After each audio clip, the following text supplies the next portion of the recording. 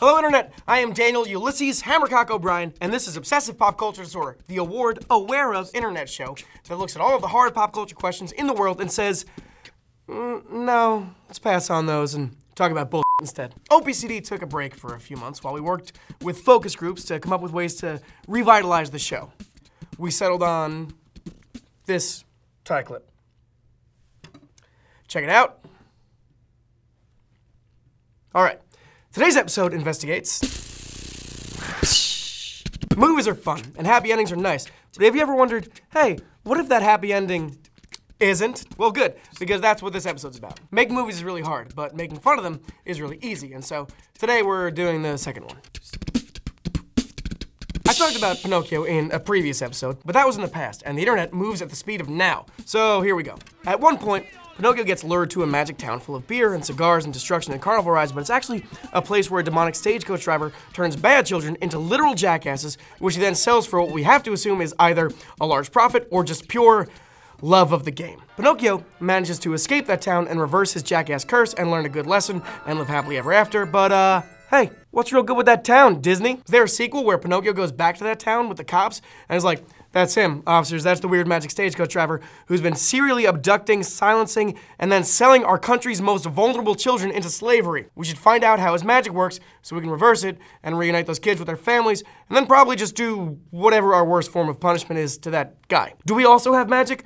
Let's turn him into something dumb and shitty, please. A manatee, or one of those hairless cats. No, is my guess on that one. I feel like if they made a second Pinocchio where he teamed up with the police to conduct a raid on the stagecoach driver, someone would have told me. That's the kind of information that comes to me. Instead, Pinocchio just lives as normal a life as he can with his old man and cricket friend, and the stagecoach driver just continues to abduct and enslave children unchecked forever. Pinocchio is rewarded with real boy status for abandoning his friend, jumping into the ocean and getting swallowed by a whale, and the coachman goes unpunished for the rest of his life. Sorry, Justice, there's no room for you here. In Death Proof, the Quentin Tarantino half of 2007's Grindhouse, a squad of cool ladies do some car fighting against Kurt Russell's stuntman Mike, a guy who just likes coming up with creative ways to chase and murder women with his tricked out car.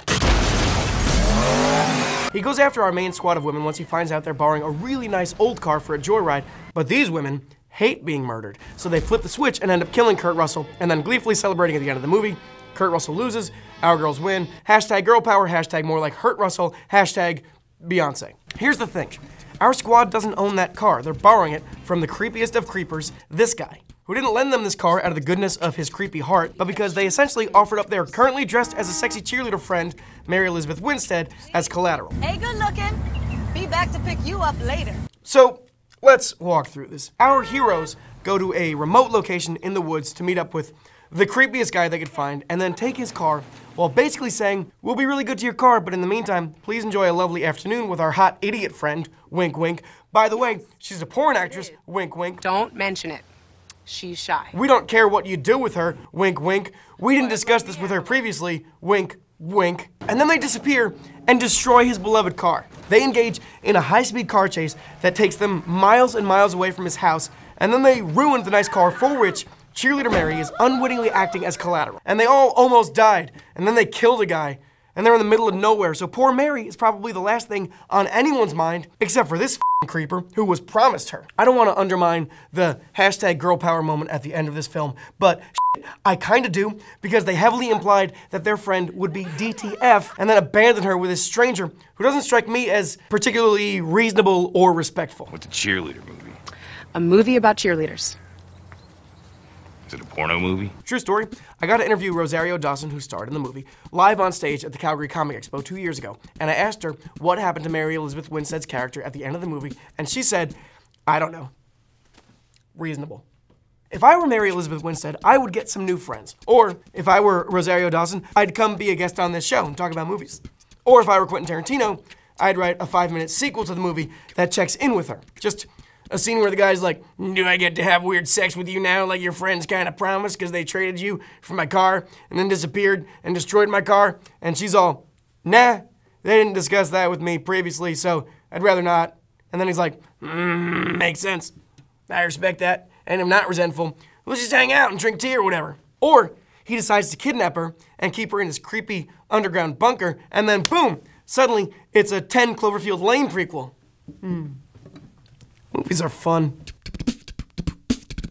In Beauty and the Beast, another Disney movie that I've already fairly thoroughly given it to, there's a beautiful girl that falls in love with the gross beast, who is secretly a handsome prince, who's been cursed by a gross witch, who is also secretly attractive. Before the beast can be handsome again, Gaston, an also handsome guy, leads the townfolk on an expedition to murder him. They mostly sort of almost do, but then Gaston gets for real murdered instead, and the beast becomes handsome again, and is like, I wasn't a beast after all, I was your prince. P.S. You have a prince now. And if any of you thought my being cursed for 10 years perhaps softened me and my staff, please refer back to one of the times I let one of my servants / pieces of furniture fully murder you. I know I've been a fairly absent prince this past decade, but now that I'm back to being handsome and I threw your unofficial leader off a cliff, I'm gonna need y'all to do whatever the f I say starting now and going until forever. Now, I don't necessarily know if the Prince Beast will be a terrible ruler for the townsfolk, or if the townsfolk will decide to revolt and overthrow their new surprise prince. But I mean, one of those things is gonna happen, right? Pretend you're the prince, and you know all of these townsfolk just abandoned you for 10 years and then tried to kill you. Or just pretend you're a townsperson for a second. Pretend you're the baker in this sweet provincial town. You get along with everyone except two people. The weird girl who spends every day singing a song about how basic ass her life is, and her father, a crazy person. Then suddenly one day, out of nowhere, some guy kills the coolest guy in town, a guy that, according to that one song, everybody loves. And the one most responsible for his death is like, Gaston, more like, glad he's gone. I'm in charge now. And also that rude chick in town that none of you like, she's your new princess. I hope y'all like taking orders from a social outcast and a prince whose only known act as ruler was being to a stranger for being ugly. Those townfolk are going to kill that former beast so they can go back to their normal lives. Or the prince will end up making everyone's lives worse because he doesn't know anything about ruling because he was bad at it to begin with and then spent the last 10 years motherfucking forgetting how to eat soup. Either way, you know, bad. In Superman Returns, the best of the 3 Superman movies to come out in the last 10 years. Can that be right? Wow. Okay.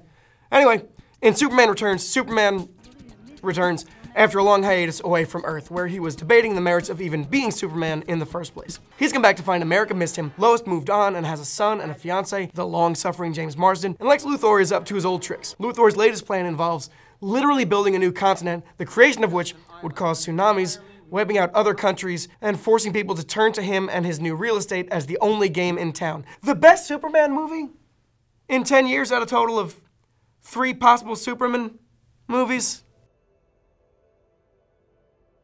Why did you say that name? Martha, why did you say that name? All right, yeah. Better than those pieces of shit still, though. So Lex Luthor infuses this full continent with kryptonite, Superman's only weakness, but Supes manages to pick up the entire continent anyway and hurl it into f***ing space. He almost dies in the process, but somehow lives because kryptonite, his weakness, kryptonite, the thing that makes him human, kryptonite, the thing that makes him interesting, isn't actually all that bad, turns out. Superman lives and learns that Lois Lane's asthmatic son is actually his son and concludes, I know what I have to do. I have to stick around and raise this boy who is half human and half alien and thus probably needs a strong and understanding father figure who can guide him through this. Nah, I'm messing with you.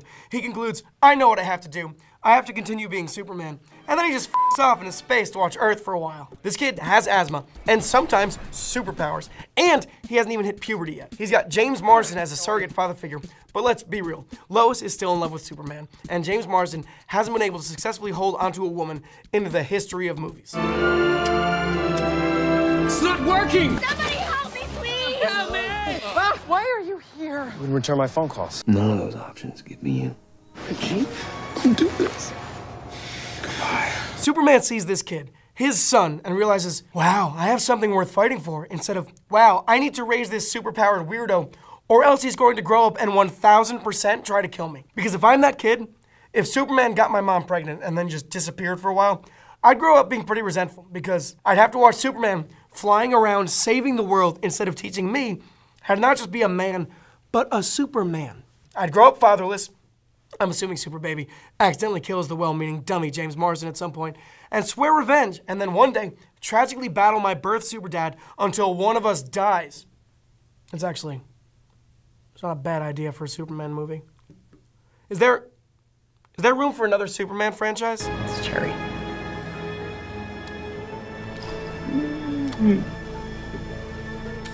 Yeah, you're right. There's probably too much out there right now. I can wait. I can wait till this garbage dies down. All right, that's all for this episode. Join us next time when our topic will be everything great about Zack Snyder's Superman movies. Sponsored by Zack Snyder's Superman movies. Oof. That's not great. That's not great. I am not prepared to talk about that. Those are bad movies. But hey, money's money. So if they're sponsoring, we'll get some money. Affleck was good. Amy Adams, always good. She took a bath in Batman vs. Superman. That's neat for the canon. Christopher Maloney, he's in at least one of those movies. Love him. No baths, unfortunately, but oh well. All right, bye. Hey everyone, thank you for watching this episode. Make sure you leave a comment in the f***ing box down there. And guess what I'm sick with? Figure, like, what do you think is wrong with me? And also, know that I could have called out today, but I recorded this video for you, clearly sick, because I care about you that much. So, like, be nice in the comments and like and subscribe. And tell all your friends about the late Dan O'Brien.